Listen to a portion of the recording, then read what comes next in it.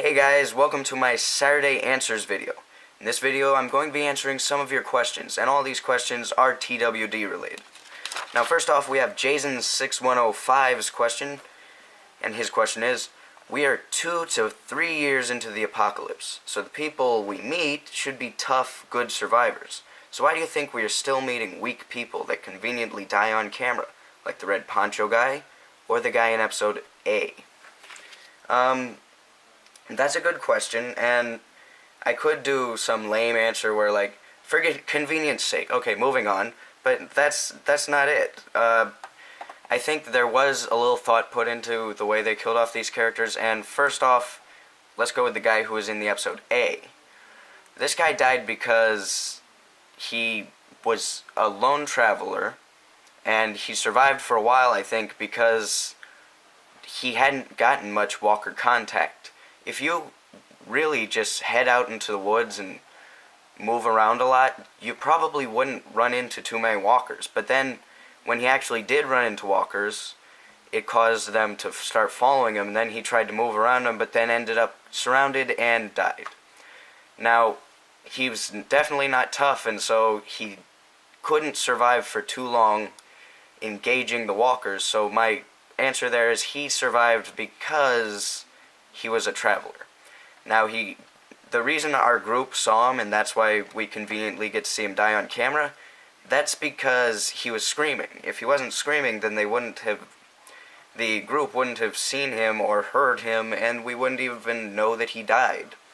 But, in fact, I'm sure they've had many humans pass by them that they had no idea of, because they don't make noises, and that's how they survive. This guy they ran into because he was making noise. And I don't know, I haven't seen this episode in a while, so if I'm wrong, please correct me. Okay, moving on. The guy in the red hood. I think this guy died because he wasn't used to human contact. It seemed like he knew what to do when he was rubbing the dirt on himself and stuff. It seemed like he had some sort of idea of how to survive, but my guess is he hadn't had human contact, and he doesn't know that humans would jump out of nowhere and kill you. As for him being weak, yeah, he did seem a little not ready to fight or anything, but again, I think this guy was a traveler, and if you travel in the right way, you can easily avoid confrontations and not have to fight back. So that's why he was weak, and because he was around Alexandria, which is where the wolves were, around Alexandria area, that's why we got to see him die.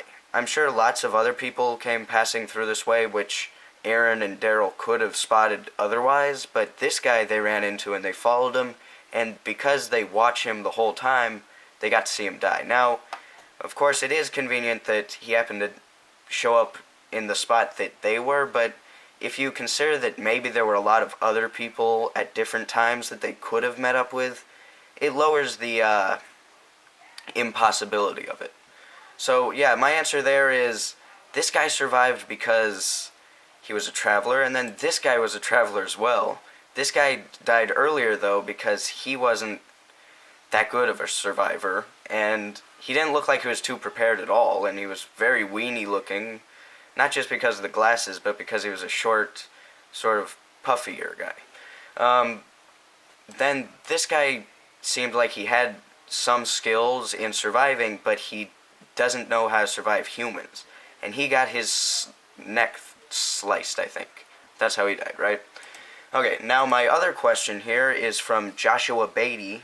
I think that's how you pronounce it. Okay, his question is, would you be happy if Morgan got bitten later in the season and died of blood loss?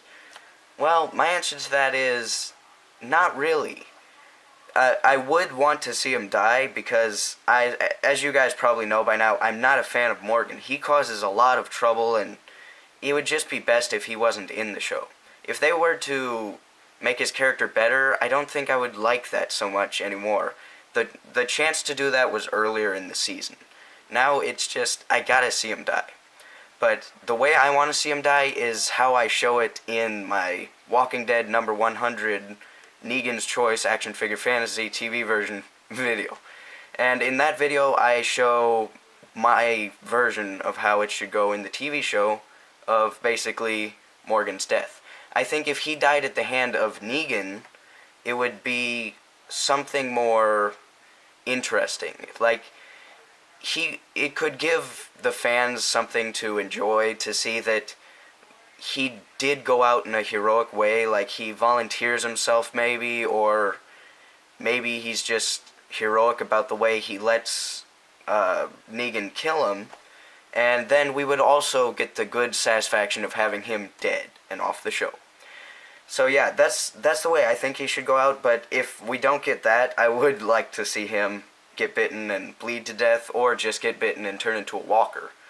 Because it was bad enough when he was just letting the wolves go, but now he's keeping one in their place, around their children and stuff. That's insane. Anyway, make sure to like, comment, share, and subscribe. Make sure to check out my other videos, and make sure to check out Joshua Beatty and Jason6105's accounts. Thank them very much for me that they have submitted some questions.